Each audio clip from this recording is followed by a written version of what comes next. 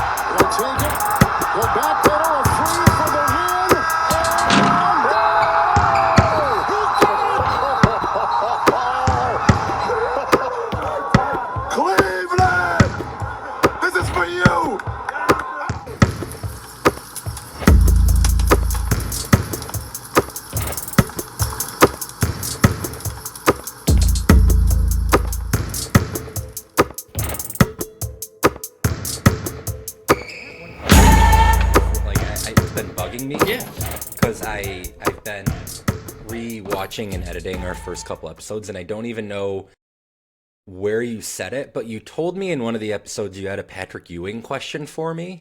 I did. It was Shaq, and I never got to it. Who sweat more? Ewing. Yeah? Ewing is like the go-to guy. For and sweat, like, right. like I was told after every high school basketball game, like, oh man, you're sweating like Patrick Ewing. Yeah, no, he's the benchmark for sure. Yeah, dude, Shaq is on the all sweat team, all stars though. His head was just polka dotted with just glisten. It was just like whoa. Yeah, no, he had a steady lather going. Do we have a I sweater appreciate it. in the league now? Who's a big sweat guy? There's gotta be somebody, right? I mean, yeah, I know, it's escaping me. I feel like it's been 3 months since we've watched actual basketball. Yeah. I feel like by mid-November I'll have we'll have a sweat. I'll have the guy figured out. I mean, I know like in college, Paolo Banchero used to sweat like 7 pounds every game. That's a good answer. Yeah, but he doesn't. I don't know. He doesn't. There's something about it. He's not dripping. I need to see like the streaks. I need to see like when he's at the free throw line. Yeah, the guys you have the puddle. Yeah, they're squeegeeing between free throws. Yep, absolutely. Yeah. But yeah, that was the question. Okay. Yeah. No. Good question. No. Well, I felt like it was appropriate to bring up at the start because we are talking about Michael Jordan's last game and Patrick Ewing, one of the many guys in the 90s who couldn't get over the hump because of MJ. We are talking about 03 MJ here, though. Wizards MJ. A much different MJ. Yes. And, you know, we might as well get right into it. You kind of felt it in the game. I remember watching this game. I told you the other day. I watched it with friends of the pod, Kevin Horton and Greg Barr, your former teammate, Greg Barr. Right. My former neighbor, Kevin Horton. And I remember it feeling a whole lot more momentous in the moment than it did on the rewatch. Yes, absolutely. I have it noted here. It almost felt like we said bye to the real MJ, and this version of Jordan was really solely here just to kind of like give the fans what they wanted, and that was just to see him. Like, I don't think there was really high expectations going into any year with him being with the Wizards. It didn't feel like there was a ton of pressure on him to have to do a whole lot. I mean, he did average 20 that year at 40, which is impressive, but both the years that he was with Washington averaged over 20 points per game. Very impressive.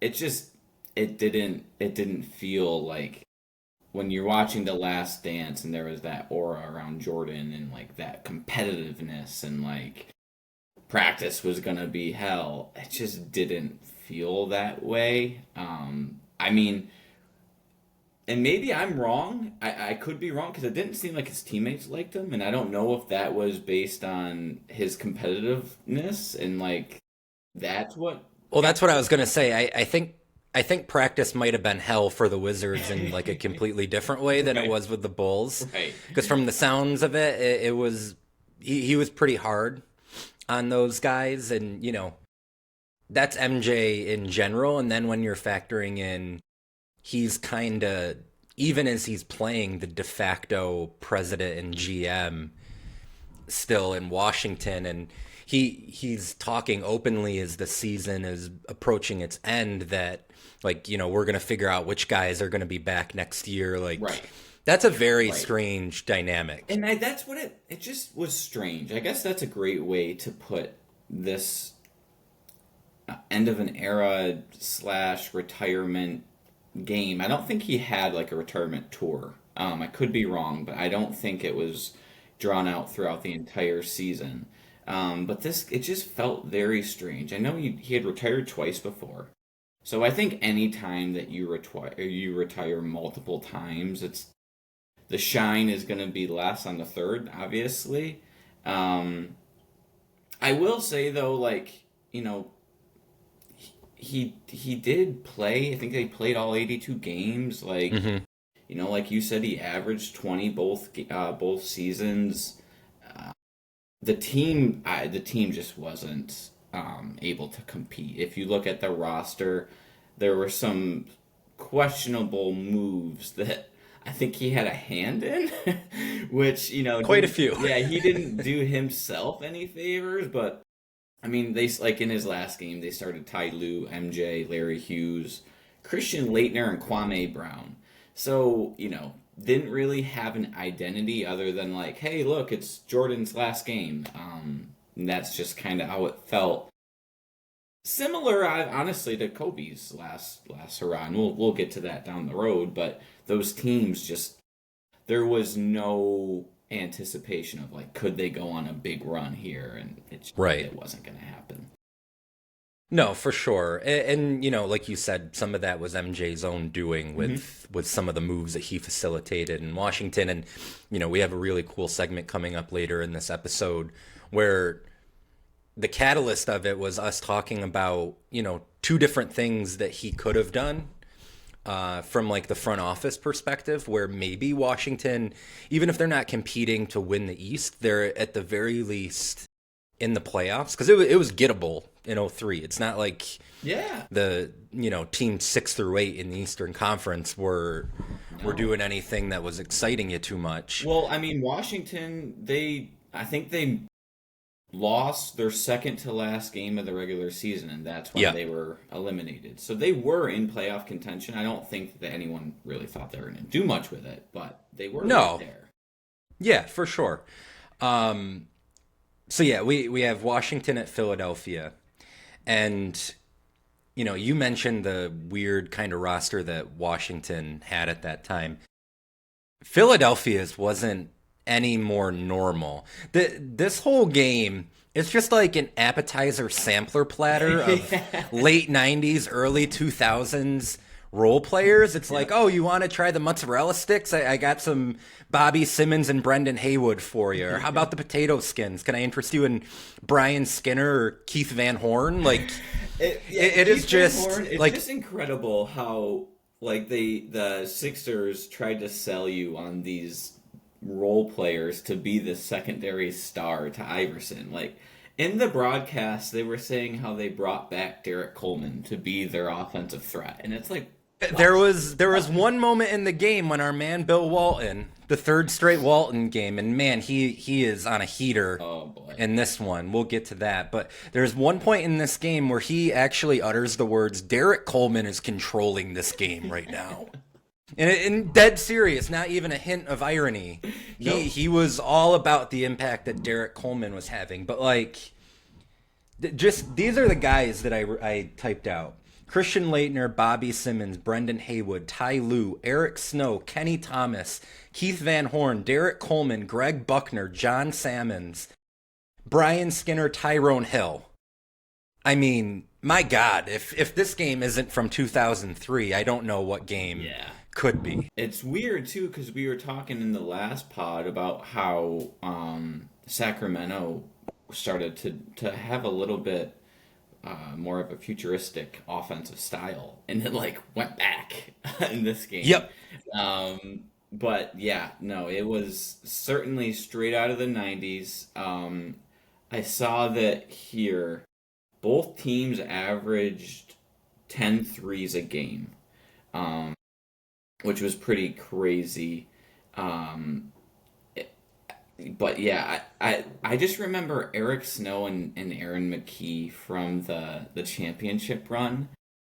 And like I've been searching for a comp for both of them to try to like explain to the listeners, oh, this might be who you could I don't know if I have a good one. I don't know. I don't think you I'm could. stunned. It's almost like the closest thing I can think of is the year for the Nuggets when they were without Jamal Murray, and I think Michael Porter Jr. might have been out in that postseason series. And it was like Campazzo. There was a heavy dose of Campazzo in that lineup. Yep. And it's like those were the guys that Philadelphia was trotting out as Yes. their starting backcourt, but like on purpose. Yeah, and it's Not because of injury. And like you have a superstar and you just went to the finals. Like it's not like they were, this team that a throwaway team that's a 5 or 6 seed year after year. No, like you had your superstar, you made your run, and like the big splash that they made was bringing in Derek Coleman and Kenny Thomas. Like I don't necessarily get it. What I will say too is like I just felt like the game style for the Sixers was so heavy on AI. Yeah. I mean, they would run some floppy action for him, and just to get him the ball, and then once he got the ball, they'd run a ball screen for him, and there really was no offense other than like, let's just try to get Allen in these crazy different scenarios. Obviously, the Iverson cut and the screen going across your 1-4. But yeah, just no real flow. It wasn't the best game, I'm going to be honest. No, it was not. And we set out a goal to celebrate the NBA throughout. And I think there is stuff to celebrate. This was right in the middle of the peak kind of Iverson. Obviously the apex is the 0-1 finals run. But this game is right in the middle of a 7-year run for Iverson where he averaged 42.3 minutes per game. Wild. He led the league in minutes. Let's see, 1, 2, 3, 4, 5, 6, 7 times in his career. But 42.3 minutes per game, 29.6 points, 4 rebounds, 6 assists, 2.5 steals a game. Over a 7-year run. Right. I mean, if the big takeaway from this game is we got to watch an Iverson game, then I'm cool with it. Absolutely. Because, you can't really tell the story of early 2000s NBA without him. But yeah, you're right. The rest of this game, it leaves a lot to be desired, especially because, like we said at the top, for MJ's last game, and my memory of it was this felt huge at the time, and it kind of falls flat. I mean, he plays only, I think, like 28 minutes in the game, 6 for 15 from the field, 15 points. He kind of had to be coaxed back into the game.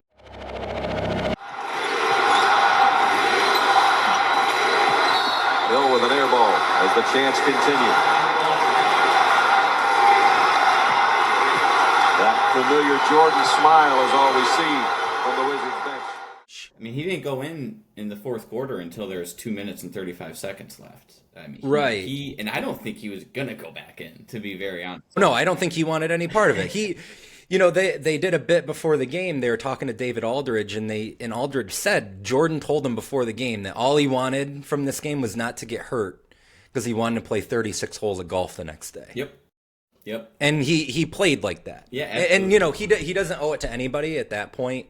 He's already delivered for the NBA and the NBA fan base for almost 20 years Absolutely. at that point. So if he wants to just go out there and go through the motions and then play his golf the next day, all the power to him.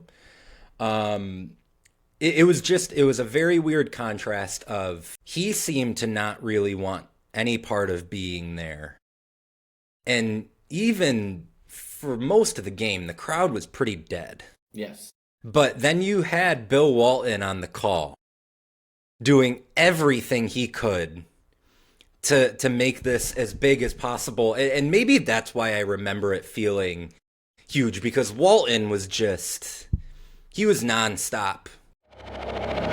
This isn't a basketball game. The buzz in this place is amazing. This is a spectacle as we end a career of one of the greatest athletes in any sport of all time. Brad, this is a religious revival as people have come from all over the globe to witness history one more time and have an opportunity to honor and thank one of the most special people that have ever walked this earth. Michael Jordan, so gracious, so humble, seemed overwhelmed, almost embarrassed by all the attention that's been focused on him here tonight. He wishes it was rather on the game. But Michael Jordan is so unique, so special, better than perfect in so many ways. He is solely worthy of this pending love fest. It was like someone in the production truck before the game said, Bill, you can't possibly praise MJ enough in this game. Well, yes, I think that they were almost playing a game because it felt like just random things would happen during the game and he would just be like, Jordan's the best at that, or like Jordan's the best teammate, and it was just like, what? Okay, well, and honestly, he deserved it, right? Clearly, brought the game to a completely different level, is a lot of people's best player of all time. Can't argue his greatness. He's absolutely unbelievable. I think that Washington being eliminated just days before probably hurt the vibe. And also, Philly was playing for something. They were playing for home court, and they just jumped on them. And it just felt like the game... they were up by, I think, 11 or 10 at half. And then it just gets out of hand in the third. And it's like the Wizards are just like, can we get to the offseason? And in Jordan's defense, he's 40. Like, they missed the playoffs. They're not going to win this game. Don't go crazy here. But yeah, it definitely wasn't, something that you would have maybe assumed out of Jordan just after watching The Last Dance. But I think that the game and the factors that went into it had a lot to do with, I can't lie. I think if the game was close, you would have saw Jordan trying to do Jordan things, but the game was just a little out of reach for him to kind of go into Superman mode one last time. Yeah, it was 11 at the end of the first quarter, 10 at half, and then 25 at the end of the third quarter. Philadelphia just exploded in that third quarter and really put it away. Another thing that probably went into it was they continued to have to talk about Jordan's transition back to the front office for the Wizards, and there was so much tension between MJ and the ownership group and MJ and the players on the roster that it kept coming up. I mean, there's one point where they're talking about how guys on the Wizards have been saying that playing with Jordan is a burden. Mm-hmm. And that I think it was Jerry Stackhouse who was like, it's going to be great next year to just get back to basketball. Yeah, I think he called it a circus. The circus is what he said. But there's a quote right here. Stackhouse said, "The focus is not so much on the game. It's on the circumstances and situations around the game. You can't play basketball like that. When he goes back upstairs, guys will just kind of relax a little bit, and maybe that will be the difference." I mean, that's like as close to a direct shot as you could get. Absolutely. And it felt like there were two camps. It was like MJ and Doug Collins were kind of, it was like the mini late 80s Bulls reunion. And it was almost like they were just living out their glory days one more time. Like Jordan handpicked Doug Collins to coach that team. And, you know, I'm sure that there were guys on the team, too, who were in that MJ camp. But you had, They had Charles you know, Oakley. They did. I think he's an MJ guy, so yeah. He is definitely an MJ guy. You know, from my understanding, I think like Ty Lue was another guy that MJ kind of like handpicked and wanted in there. But you know, you had Stackhouse. I don't get the impression because he traded for Stackhouse. He did. You're absolutely right. I mean, you know, like that's the is it like Carolina guy? Yeah, I think he's a Carolina guy. I mean, we saw him take Sean May. Yeah. A couple years later when he's the GM for the Bobcats. It was. So just, I guess it was very strange. And it felt like it was a strange run. Ultimately, they didn't necessarily get to where they wanted to, but he didn't embarrass himself. He didn't come back and just look completely, you know, not prepared and ruin a legacy. I honestly, I think his time with the Wizards was foreshadowing with how he was gonna be as a basketball operation / owner. It just, I think some of the on-court decisions that he made about personnel, it didn't pan out. But like Jordan, the player, it was unbelievable. Obviously, he didn't really dominate the 2000s, so we aren't going to touch on him all that much. But like we understand that he's, you know, very possibly the greatest player of all time. And I think that, you know, there was a certain question about like who is gonna be this face. I think maybe that is what it felt like. Is it like we weren't mourning his game, we weren't mourning the guy who's gonna go out there and just leave you speechless. We were mourning like who's gonna be our face, who's gonna be like our rock of the league. And at that time there were some candidates. I mean, you think about the Lakers were just coming off their three-peat. You had, or I think they're completing their three-peat. No, they were actually this was the season they were going for 4. 4, okay. And then you had Duncan, who had won one. I think he was the MVP this year. You had guys like Peja, Dirk, but then AI. So yeah, it's just kind of ironic that the person that he's playing against probably is the person who's going to take the torch of the face of the league, even though I'm not sure David Stern wanted that. But I think pop culture at that time and the internet, it all came together and like there was no stopping this force. I am one who could say I had the answer. Wristband, I had the headband, like everything about AI at that time was just like he was going to be the face of the league, whether they liked it or not. They didn't like it. No. That's for sure. It wasn't a matter of whether they like it or not. They did not like it.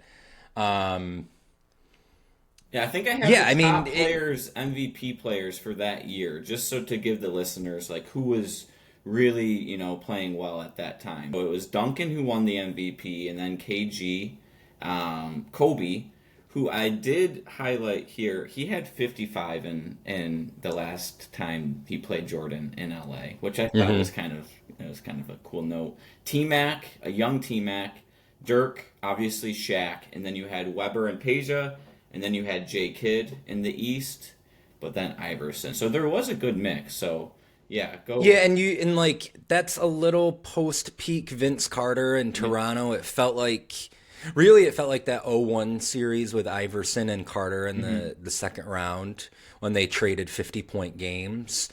That was like a landmark kind of early 2000s series. Yeah.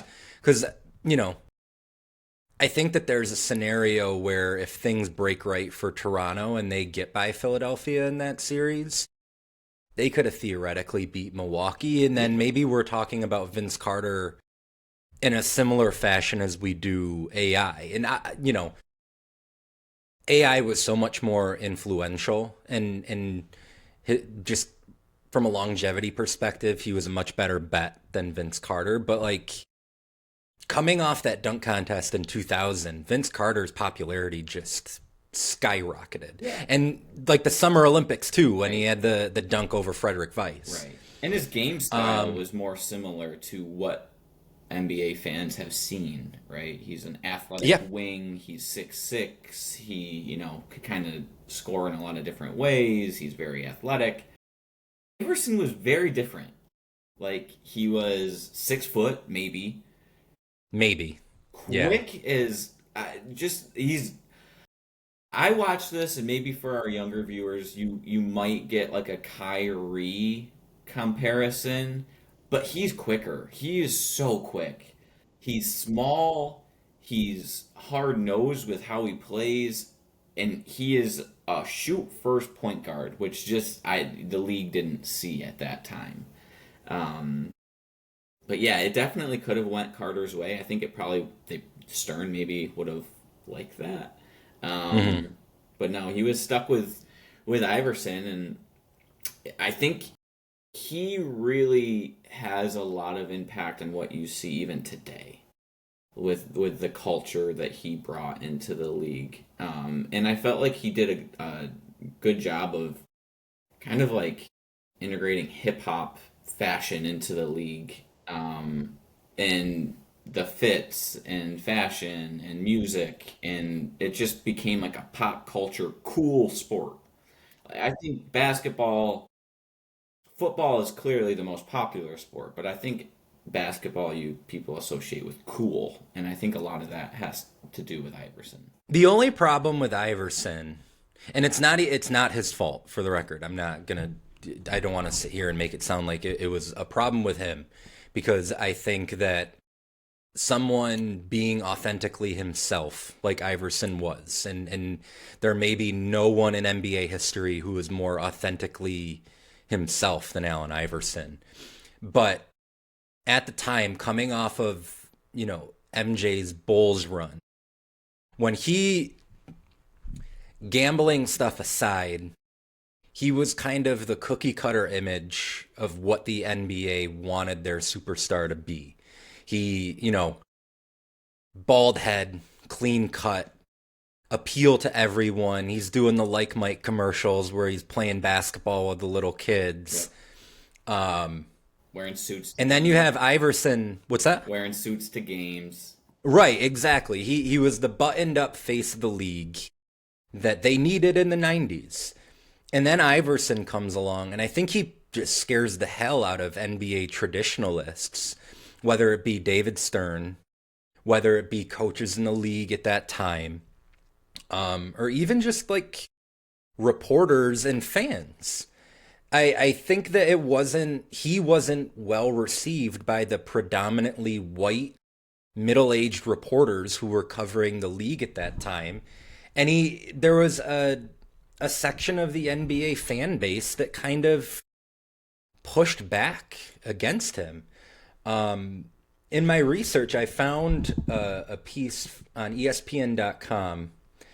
I want to say it's from 2002.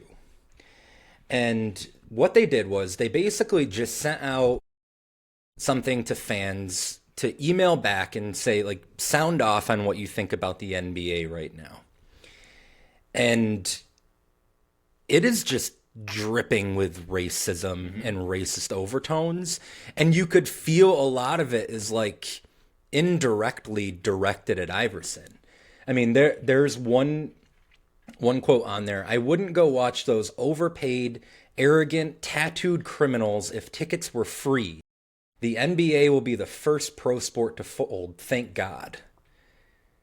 And that's just like one of maybe a dozen kind of quotes from fans. And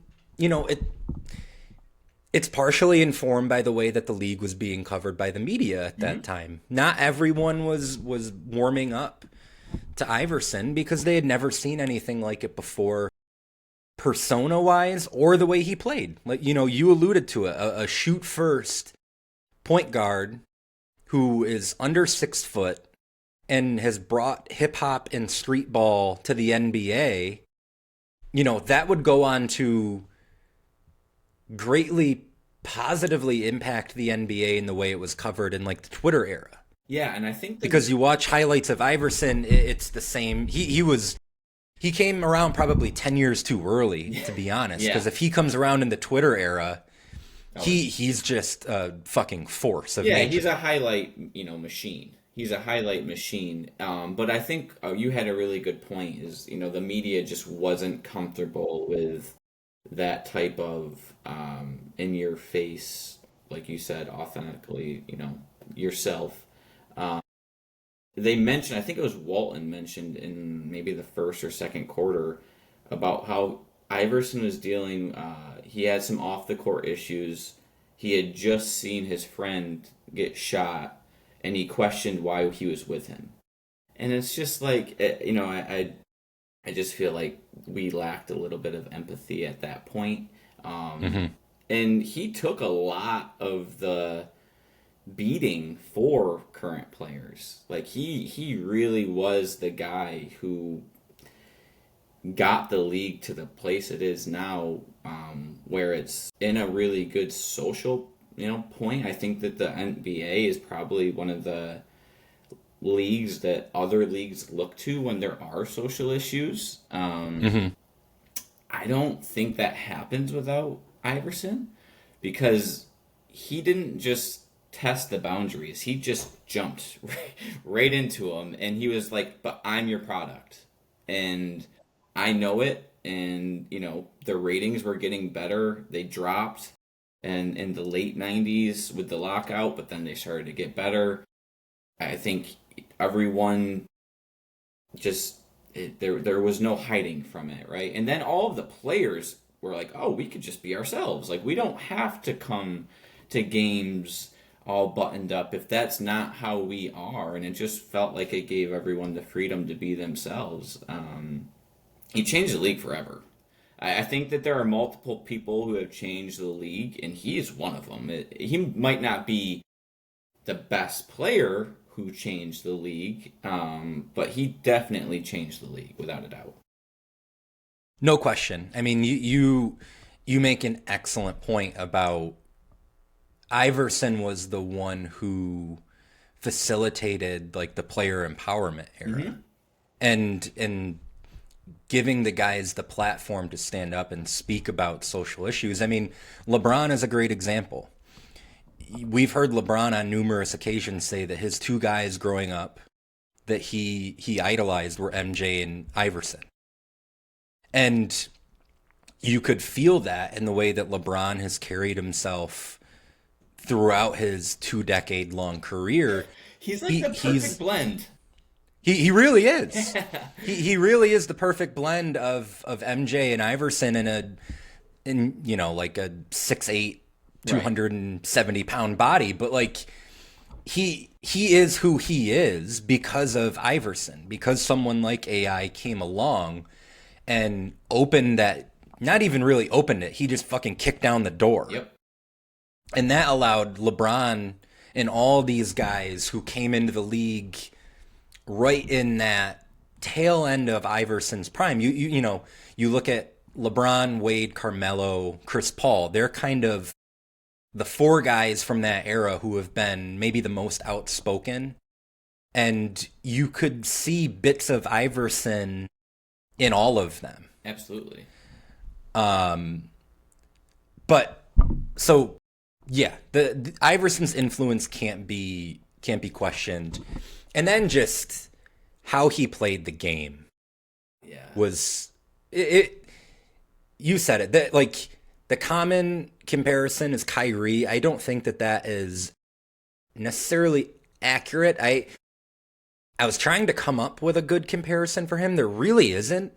And what I ended up coming up with, do you remember Dante Hall? the kick returner and punt returner for the Chiefs. Yeah. There are actually bits of Iverson when he's handling the ball and just like isolating, where he's just so abrupt and then just explodes. Like he sets you up with like a fake one way and then just explodes the other way. And he's like bouncing around and dancing and you just like can't stay in front of him. No. And it reminds me of Dante Hall when he fields a punt. Right. And he's just like jump cutting and then just explodes for an 80-yard punt return. Like that was the first comparison I thought of when I was watching Iverson highlights, which is kind of funny because you ask anybody and they say he would have been just as good of a football player. Yeah. If he was all state. He was like the Gatorade National Player of the Year in Virginia in basketball and football his junior year. Multiple offers, like to big time schools. I felt the Kyrie thing is a common comp, but like you said, there's a couple of things. He's quicker than Kyrie, and his handles were different. So he didn't have these really tight like handles. His handles were pretty loose actually. Like he would, his crossovers were really really far apart. And he jump cut. He got into the lane. His jumper was a little unorthodox. He kind of shot with two hands in a way. Yeah.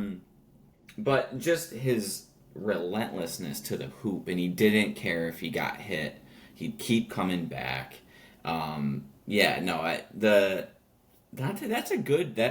never would have thought that, but yeah, like I could only imagine. I only played 1 year of football and I was horrible at it, but I could only imagine like trying to run down on a punt and try to keep that guy in front of me. It would be very similar to like, how the hell am I going to guard AI tonight? Like, right. Help as soon as you help. Yeah, you're just yelling for help. Yeah, I mean, you make a couple good points. He was fearless attacking the basket. The smallest guy on the court and just took a goddamn beating. In that 7-year run that I was talking about before, averaged 10 free throws a game over 526 games. And again, playing 42 minutes a game. Getting beat on too, like not just healthy. Like he was playing, like he is. And legendary partier too, not someone who necessarily took care of his body and ate the right way and probably was like, in the ice bath after the game, but analytics probably not kind to him. He was 42% from the field in that 7-year prime, only 30% from three, but just a force of nature in a really unique way, and especially considering he's not even 6 foot tall. I mean, you and I stand next to him, and we're looking over his head. Which is crazy. And I have a question for you. In my opinion, the Sixers failed him.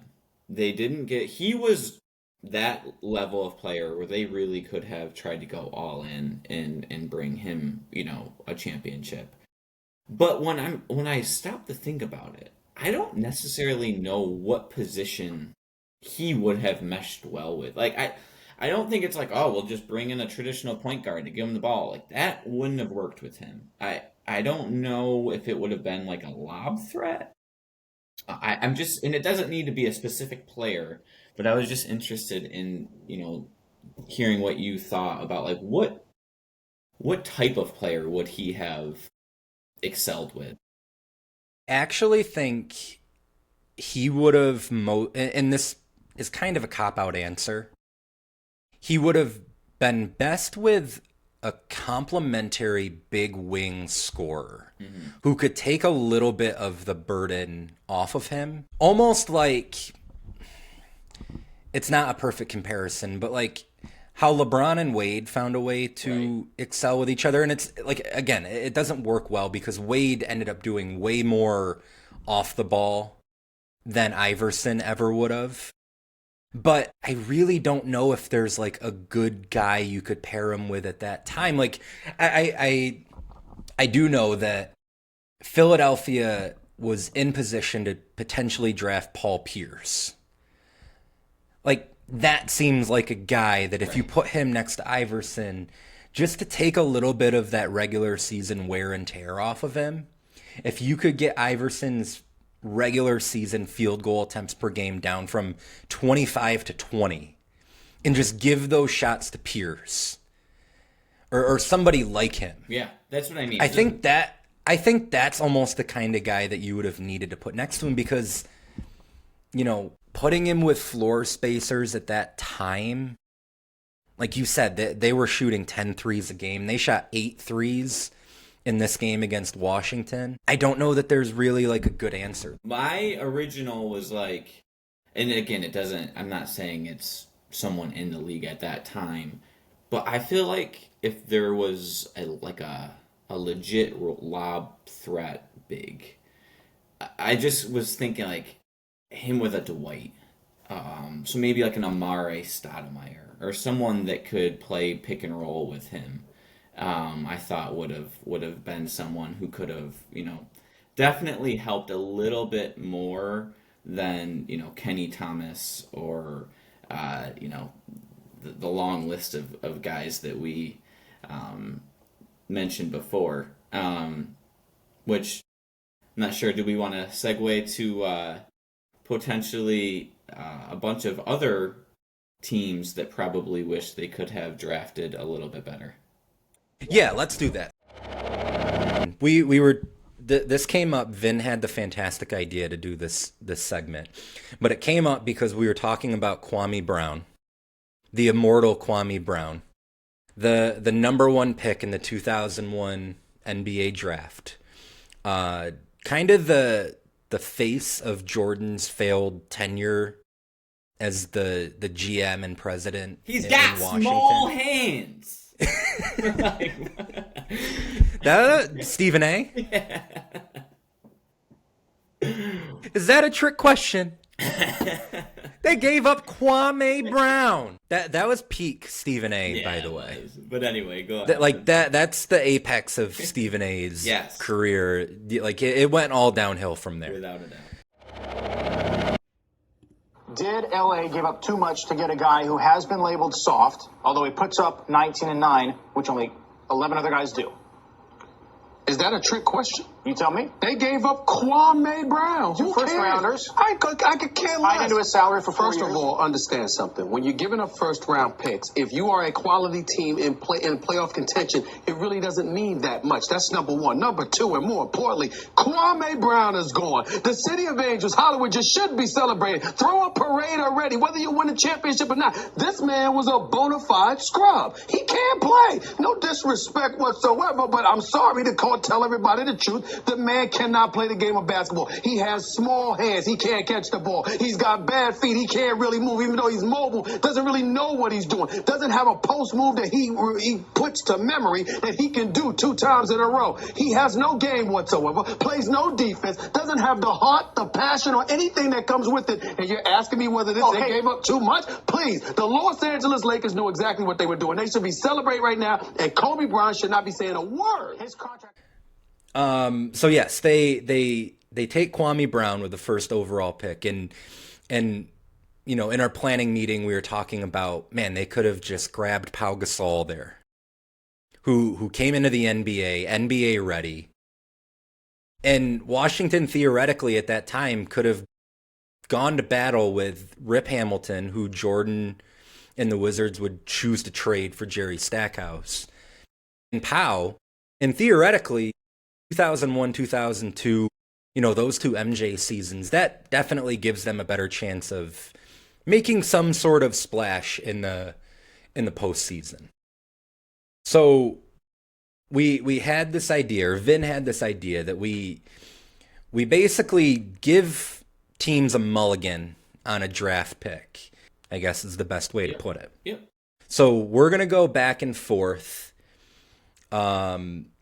basically giving teams a mulligan who they should have picked with their selection in a specific draft instead of who they did pick. And can I add something?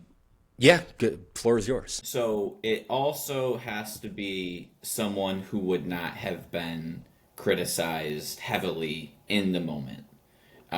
So I think Sonny had a great point while we were breaking it down. Is like, well, we just take the best player from the draft and put him at 1. But we wanted to do this more of like, in the moment, this wouldn't have been a crazy pick, and it would have been the better pick. Right, like Nikola Jokic was the example. He goes mid-second round, which looks crazy now, especially because Anthony Bennett is the number 1 pick in that draft. But if Cleveland would have drafted Nikola Jokic number 1 at that time, it would have been the single craziest thing that had ever happened in the NBA draft. So it doesn't make sense at the time. A pick like that won't be eligible for this. I have enough on my list. We could do a whole lottery if you wanted to. I know we had initially said we would do 5 picks each. I could go 7 picks each if we want to do a whole lottery. We could go 7.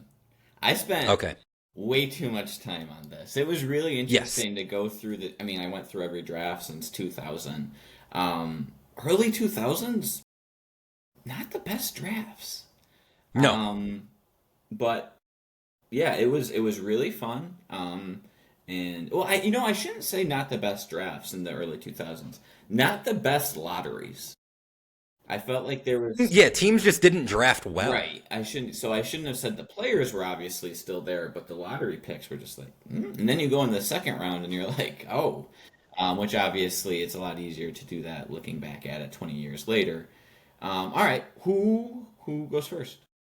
I think you should go first because it was your idea. Okay, and now is this going to be is my first pick the pick that I think is the biggest, or are we just doing... That's how I have my list. I have it like in order of what I think is like the best draft what if. Actually, let's talk about this a little bit more. What was your mindset going into it? Was it like biggest sliding doors moment, or was it what could change the title picture? What could change the league? That's how I... Okay. I kind of did the same thing. With a splash of, I just would have loved to see how this played out. That, honestly, exactly. It was very selfish, a lot of it. Yeah, yep. Like, I would have loved to see this. All right, so I will start. The first pick in the Mulligan Re-Draft for the NBA Campfire is... I'm probably not going to take Hashim Thabit at 2 in 2009 if I'm the Grizzlies. Yeah. And I'll take the best shooter of all time and pair Steph Curry with Mike Conley, Rudy Gay, Zebo, and Marc Gasol. Like, that is a really, really scary team who was good anyway. I think they had OJ Mayo. OJ, go ahead and take that seat, my man. We're going to bring in Steph. I think he would have played well with Conley. Him running off of those screens, and Marc Gasol's a good passer. Like, I just think that team was really good, and if you throw maybe the best point guard or best shooter of all time onto that team, that would be an interesting selection. There are all kinds of good Curry ones. Yes. From 09. Yep. Because you picked one of them. I think you could make the case, what if Oklahoma City, who was picking 3, picked him instead of Harden? And, the Harden thing works out. Right. He's one of the 50 greatest players ever. They make a finals with him. But, you put Steph on that team with Russ and KD. That's interesting. The one that I actually had, now we won't be able to do it, but I had Minnesota taking Curry with the 6th pick. Well, I mean, they took in the moment, cards, right? Yeah. No. So here's the thing: the Rubio pick I was fine with, because in 09 I thought Rubio was going to be Pete Maravich 2.0, coming off the Olympics. Yeah, as a 17-year-old kid holding his own in the Olympics against Chris Paul and Darren Williams and Jason Kidd, I still have Rubio stock. I haven't given up on him. 16 years later, I'm still like, Rubio's going to find a way to make this work. Yep. Johnny Flynn was the inexcusable pick. If you just take Curry there instead of Flynn, and now all of a sudden you have Rubio, Curry, Kevin Love as your building blocks, like that's a fun Timberwolves team at the very least. It's just funny because like there was so much questioning around Steph coming into the league about how small he was and will it translate. But Johnny Flynn was, I feel like, significantly smaller than Steph. Flynn was 6 foot flat, Curry 6'3". I don't know. I know and it wasn't even the ankles because his early NBA career, he obviously had to go through a lot of injuries with his ankles, and that kind of questioned, like, is this Monte Ellis's team or is it Steph's team? But he didn't really have any of that in college. It was more of just like, this guy's really thin. So yeah, that Johnny Flynn, that's crazy. Flynn definitely benefited from that 6 overtime game against UConn. Which, we talk about that game all day. That was a great game. If we ever do a college version of NBA Campfire, that's a game we're going to be talking about. Absolutely. Skip school that next morning, for sure. I didn't. I fell asleep 2 different times in that game. In the overtimes, and somehow it was still going on every time. It's amazing. Okay, great first pick. With my first pick in the NBA Campfire Mulligan Re-Draft, I'm giving the Portland Trailblazers Kevin Durant with the first overall pick in 2007 instead of Greg Oden. Now, this is a little unfair to Oden because I do think if the injuries don't happen, he's not a superstar center, but I think he ends up being a 10-year starter with maybe a couple all-star teams in there because when he was on the floor, you just pencil him in for a double-double. Yeah, I mean, I almost want to push back a little and say, like, I think he might have been like a legitimate all-star center year in, year out. Because he could have. He absolutely could have. He was without a doubt the number one player. Went to Ohio State, brought him to a championship. Probably should have won that championship. First pick in the draft.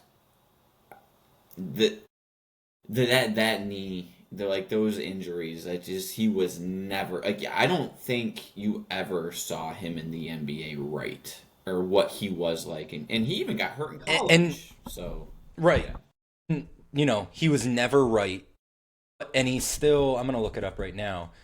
I want to say for his career, he averaged a double-double, or at least close.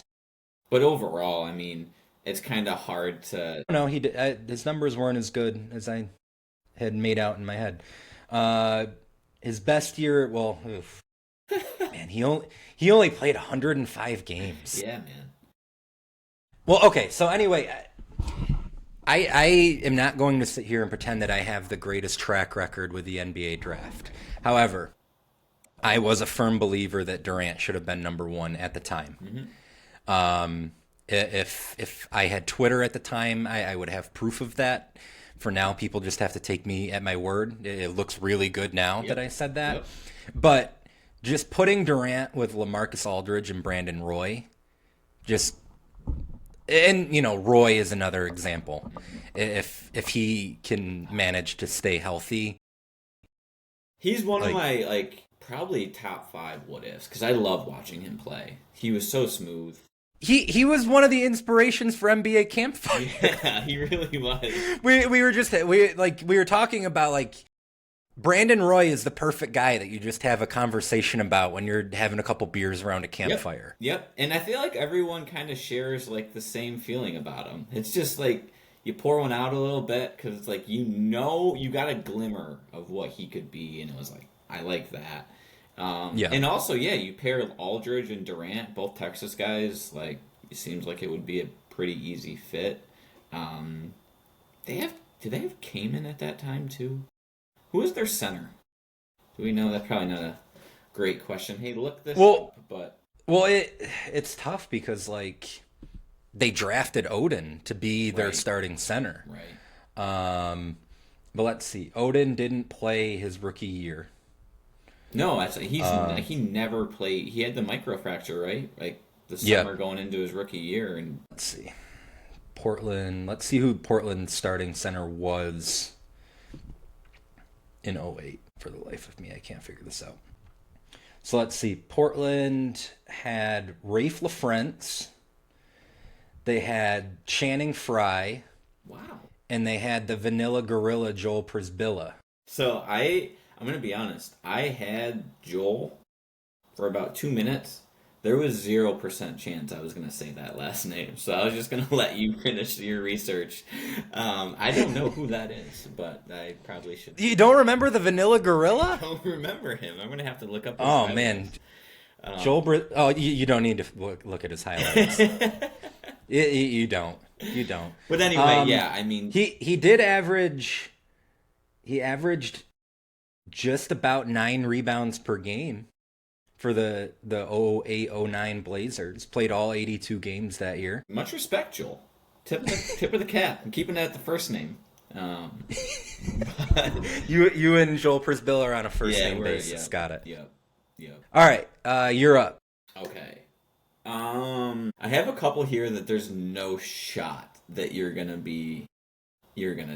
it's just complete selfish picks. So I'm gonna go with something that you might have. I honestly think it's up there with one of the more shocking, like, what the heck just happened?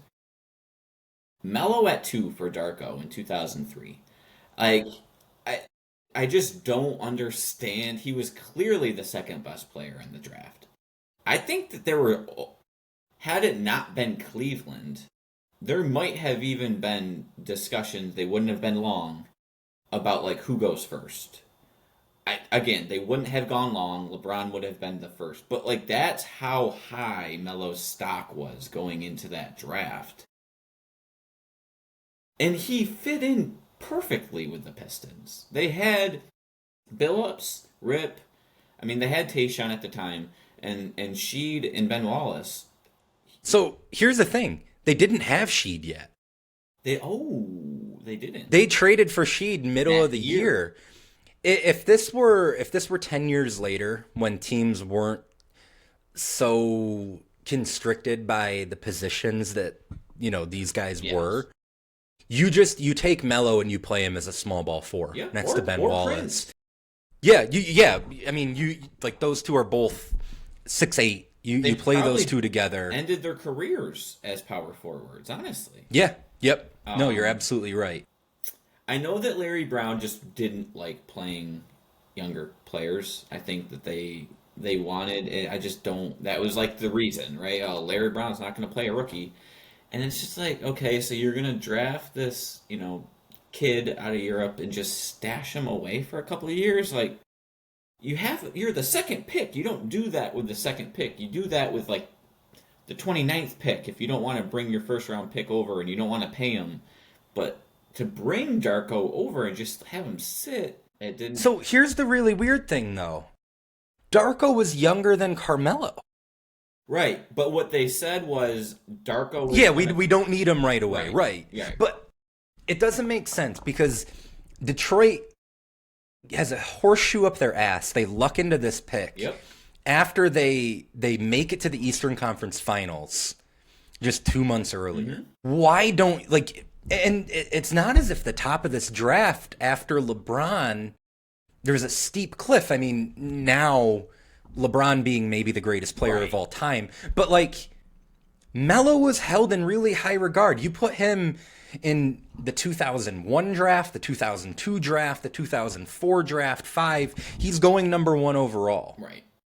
No, I mean, Wade had just come off of a Final Four run at I Marquette. think a lot of people think the 03 draft might be the best draft. It's up there, right? Up there with 96. It's up there with 84. So yeah, that one I think is like the most okay, Larry Brown was just a stubborn old man and just was like, no, I don't want him. And it just doesn't make sense to me. I think he would have fit in perfectly. That's my mistake. I thought they had Sheed, but it almost makes more sense that they didn't.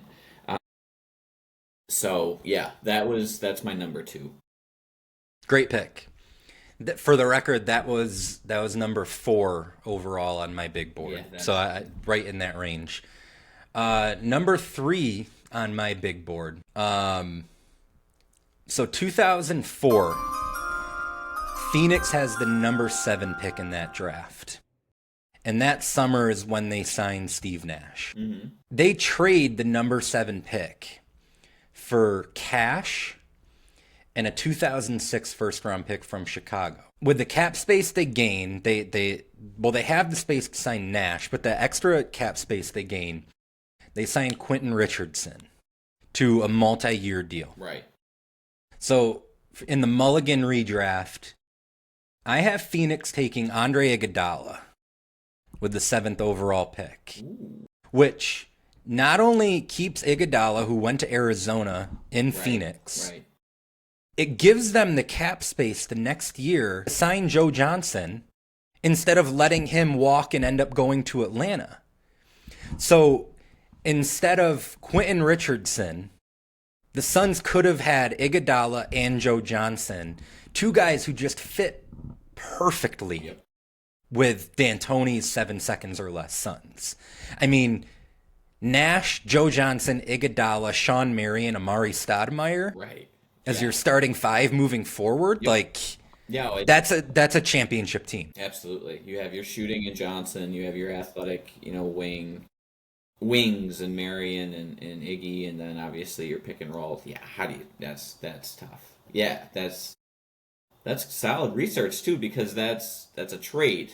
So that's not just like, oh, a team didn't, yeah. Right. That's awesome. Solid pick. Thank you. All right. I hate to do this, as hopefully you know by now. I love Duke. They just had their countdown to craziness last night, as we were recording a little bit earlier in the month. Joel Embiid for Jabari Parker at 2. 2014 draft. So it was the year after the Bucks had drafted Giannis. And I just, honestly, I'm gonna be a homer here, but I'm gonna stick up for my guy. Jabari had really good seasons. He did. He got hurt, but more than anything, it was the fit. Like, they had Giannis. Jabari and Giannis played very similar styles, and I just feel like also works out better for everyone. The Sixers had 8 centers at the time, so just pairing Embiid and Giannis, could you imagine what that would look like today? So yeah, not much explanation, but when you put together 2 MVPs on the same team, it's hard to knock it. So that would be my Great third pick.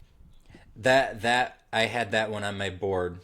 I actually had that number 6. Your point on Jabari, I do feel like if you play out his career 10 times, this is probably the worst case scenario. Yep. What we got. At the time, it wasn't a horrible pick. No, especially because there were concerns about Embiid's health, and that stands to reason. To this day, he just can't totally stay healthy, and he missed his whole rookie year. Right. So you at the time, I didn't slam the pick. Right. There was a world where Jabari could have been the number 1 pick in that draft, and I don't think anyone would have really complained about it. Right.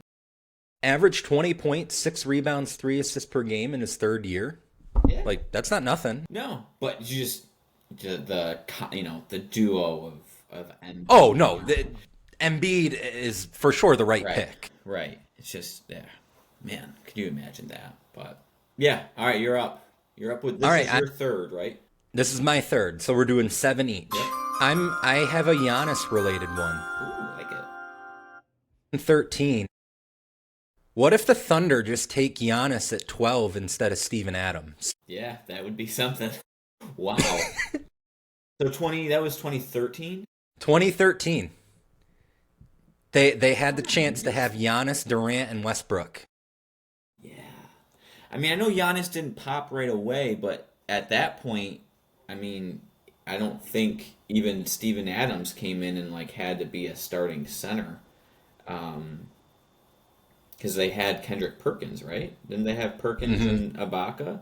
So yeah, if you could have brought Giannis off the bench and just kind of made life a lot easier for Westbrook when KD decided that he wanted to move, but And like, who the hell? Like, if Giannis is there, right, and he materializes by 2016, right, even if he's not the MVP at that point, right. but if that's enough to get the Thunder over the hump and beat Golden State in the Western Conference Finals in 2016, and they win a title, like, there are all kinds of dominoes that fall as a result of that. I mean, at that time, he was averaging 17 and about 8 his Yeah. third year. So, yeah. That's a great pick. Wow, I missed that one. Great pick. Thank you. All right. Where do I want to go here? All right. I'm going to go to the 2011 draft. And this is more of a selfish pick, but also more of like a looking back on it, like, wow, could you imagine? And that is 2011. I know we actually talked about, it's a Cavs pick. It's the Cavs pick at 4. They picked Tristan Thompson. Waiters. Right? Wait, Waiters was the next year, right? No, 2012, I'm sorry. Yes. No, I'm sorry. 2011. Yes. You're thinking of Waiters. So I'm thinking the year before. So in 2011, They had 2 top 4 picks. They had 1 and they had 4. Kyrie, yeah. Okay. Kyrie, they pick with 1. They picked Tristan Thompson at 4. Give me Klay Thompson. Ooh. So you go Kyrie and Klay with a free agent that was lurking that I think everyone kind of at that point maybe didn't know was coming back, but looking back on it, like, could you imagine running out Kyrie, Klay, and LeBron? Like, wow, yeah. and I don't think Damn. that, Kyrie and Klay, like, they could play together. It wouldn't have been. Absolutely. Sonny and I had talked about potentially Dame. And I think that might have been more of like, why the heck are you picking 2-point guards? You're doing what the Timberwolves did. But grabbing your backcourt in one draft, that would have been something. So I will go Cavs get Klay Thompson at 4 in 2011. I did not have that one on my board, and I'm jealous of it. That's a great pick. That is a fantastic pick. All right, this is my 4th pick. 2010 NBA draft. Can you tell me Clippers the team? Clippers. Okay. Clippers take Al Farouk Aminu with the 8th overall pick. I'm giving them Paul George. Yeah. Probably. Paul George on the Lob City Clippers. Yeah.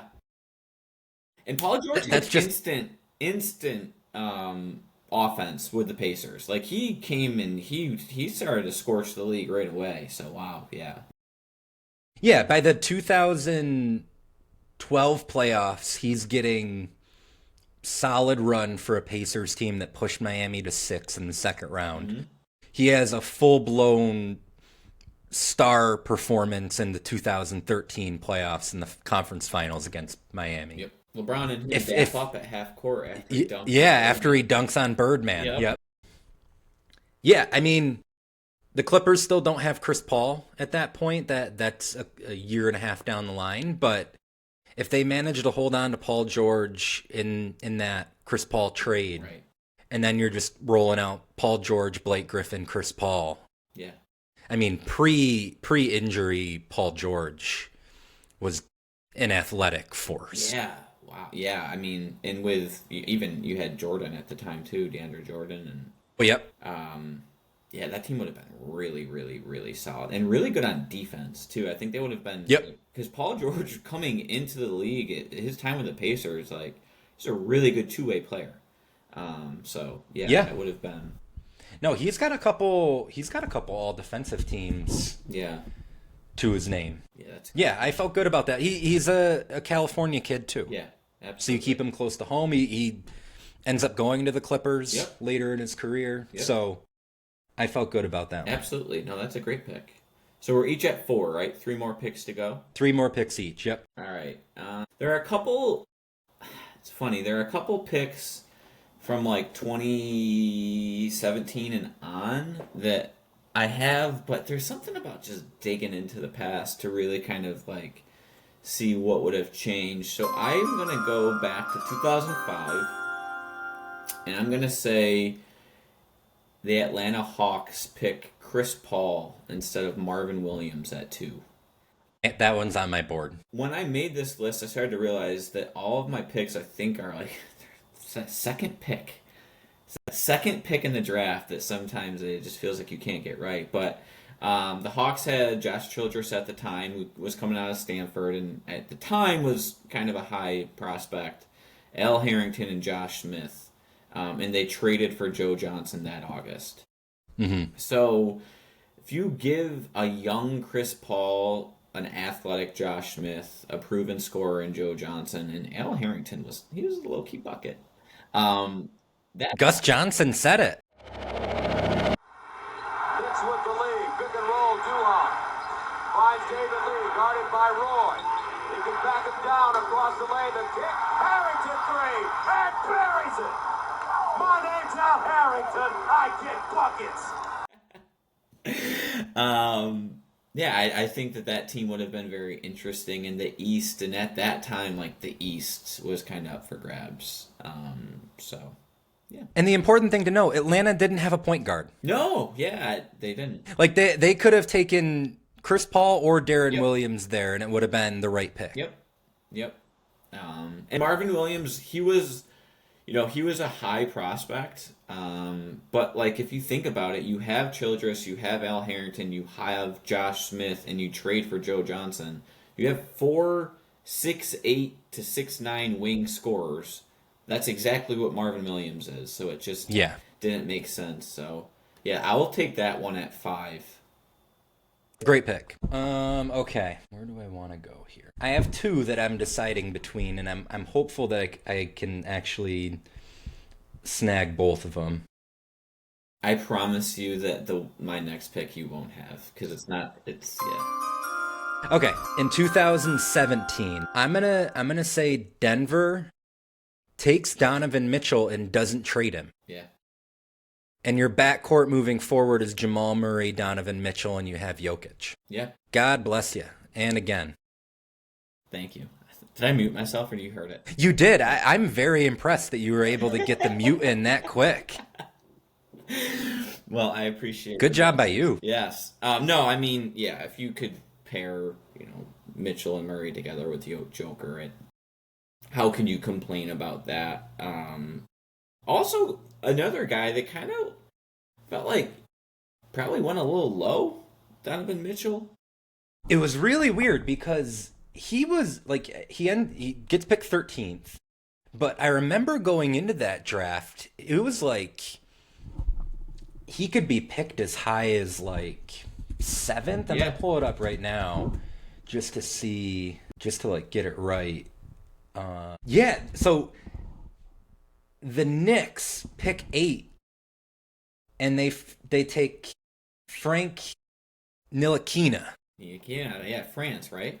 Yeah, Mitchell theoretically could have gone there. Yeah. Dallas, they take Dennis Smith Jr. at 9. Yep. Both ACC guards too. Yep. Sacramento takes Zach Collins, 10th. That's a tough beat. Charlotte takes Malik Monk, who I had no problem with that. I loved Monk coming out of Kentucky. I loved all those Kentucky guys that year. Yep. And then this one is pretty painful, and no disrespect to a former Dookie. Detroit takes Luke Kennard, 1 pick in front of Donovan Mitchell. Yeah, that's tough. He does lead the league in 3-point percentage, but not even close.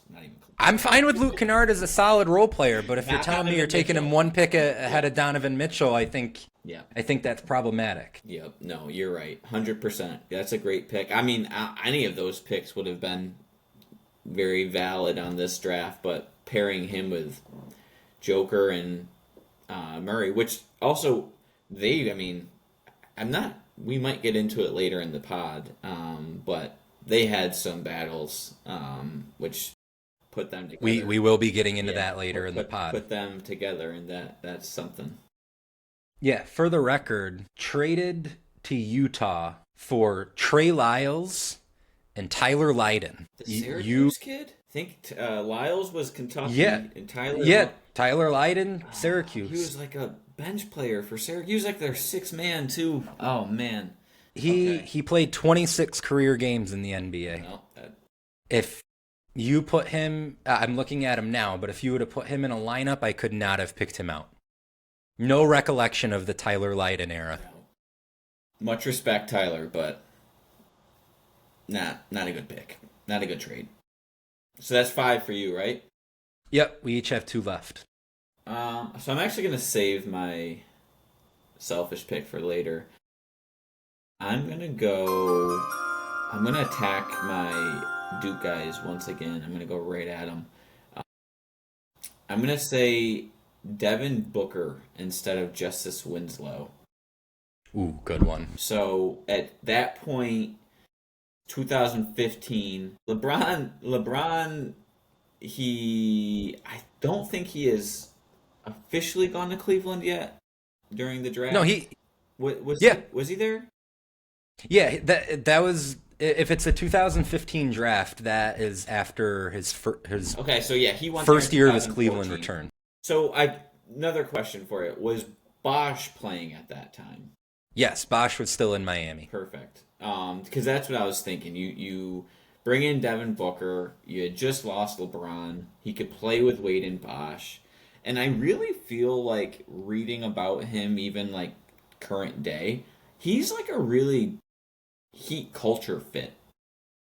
Seems like he's all about winning. Like, you think about the Olympics just this past year, and he was the guy who guarded their team's best player. He took limited shots. He's been in Phoenix his whole career. He's never really complained much. I don't think they've done a whole lot in his favor. And he kind of just brings, comes to work every day. I feel like he'd be a really good fit and could have really helped Wade in his, end of his career, but also could have kind of took that torch from Wade and LeBron and brought the Heat into the new era. No, it's a great pick. It is actually a little similar to the Donovan Mitchell pick. They both get picked 13th. Yep. Theoretically, you could push them up into the 6-7 range. I mean, just running through it, Sacramento takes Willie Cauley-Stein at 6, a teammate of Devin Booker. Yep. The Nuggets take Emmanuel Mudiay, 7. Detroit takes Stanley Johnson, 8.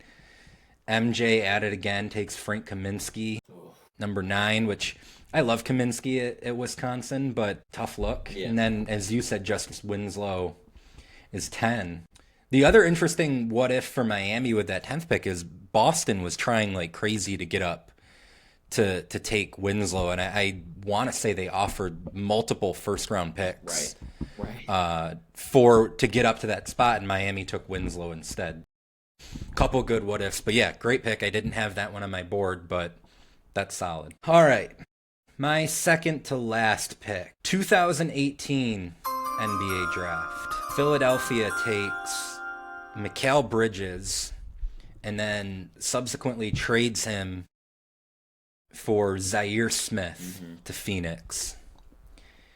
One pick after Mikal Bridges is picked, Shai Gilgeous-Alexander. So my pick for Philadelphia is Shai with the 10th overall pick.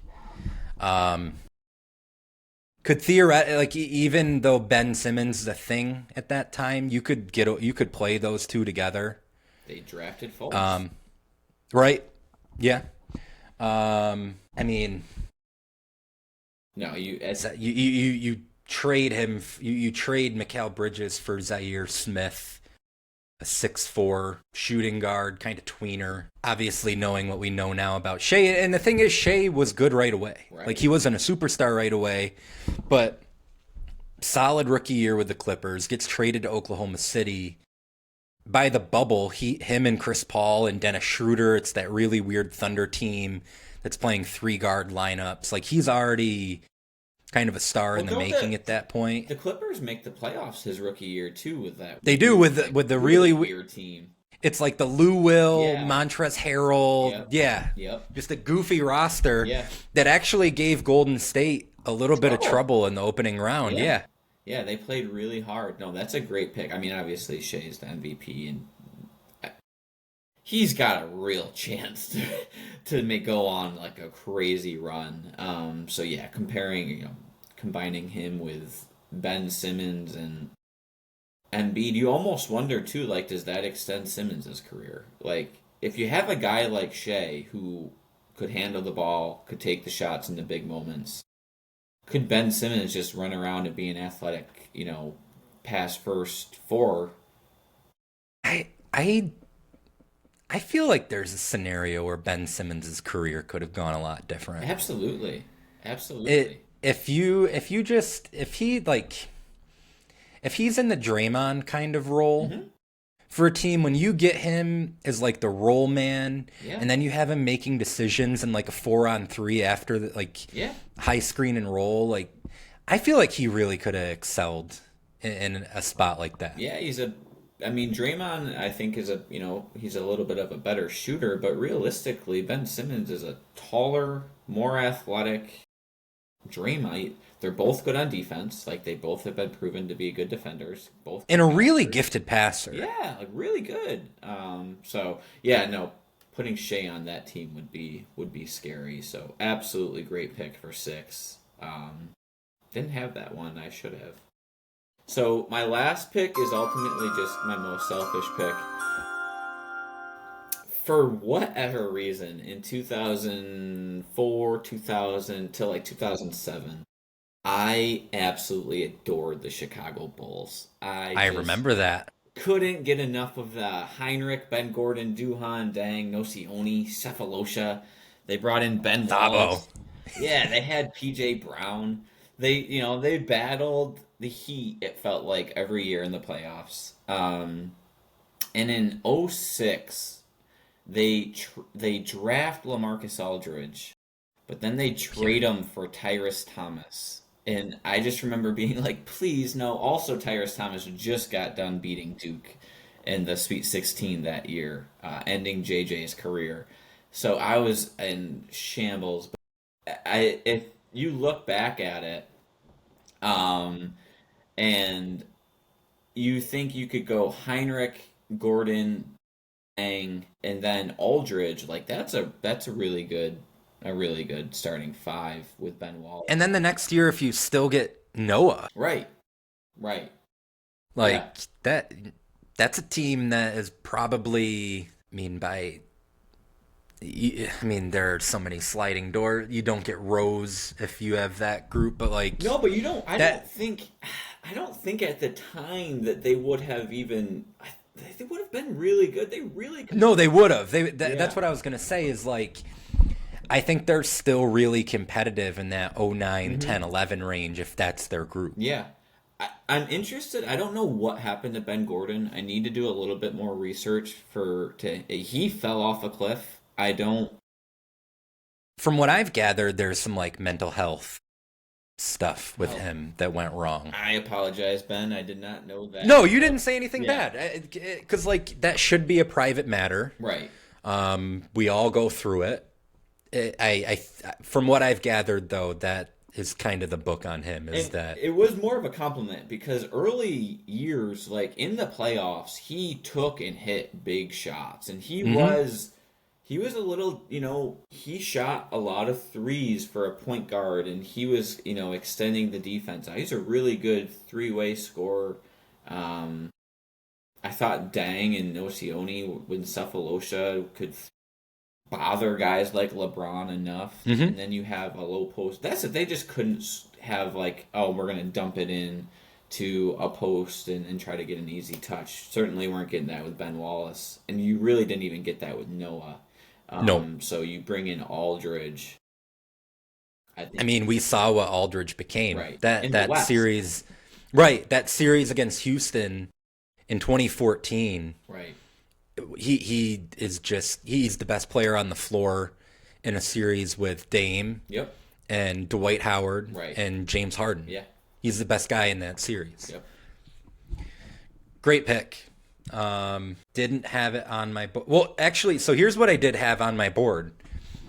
I just put the 2006 draft. I put in my notes.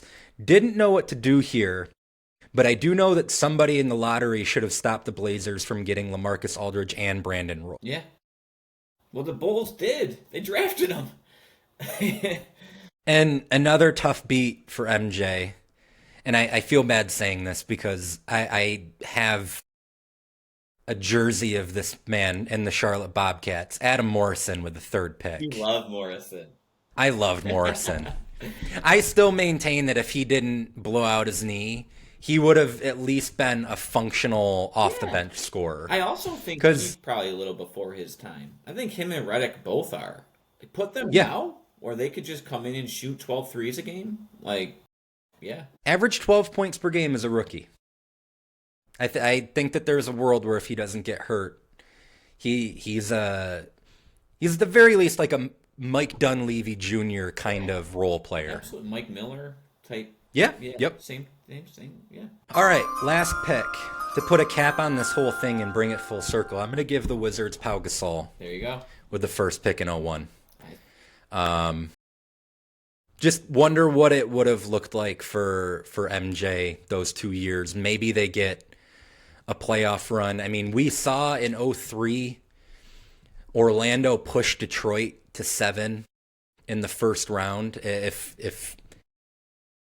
they take that 7 or 8 seed spot, could they theoretically push the 1 or 2 seed to, deep waters in the first round if you have Pau and Rip Hamilton and MJ on fumes, And but that's what I was still gonna say. Do we see a more youthful, more energized, more hungry MJ too, which would have been really cool to see on his way out.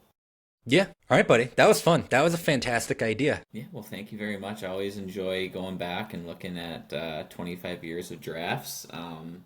Yeah. We're going to have to find some more gimmicks like this. Yeah, absolutely. Absolutely. This was fun. And you said at the top, this is kind of a perfect game for it because there's not a whole lot on the line in this game. Philadelphia, they're playing for not a playoff spot, but home court in the first round. But yeah, they weren't in the title picture. MJ is really barely involved, even though the whole thing revolves around him. Yep. But what I will say is super excited for next week. That game is very there's a lot to cover, so yeah, very excited for that. A lot of angles that we can come at next week's game from. For sure. And kind of tying it back into Iverson and the NBA's response to him. Kind of another tough moment for the NBA here with this next game that we're going to be covering. That's right. But hope everyone enjoyed and get your marshmallows ready. More NBA Campfire coming. That's right. Thanks, buddy. It's been fun. Yes, sir.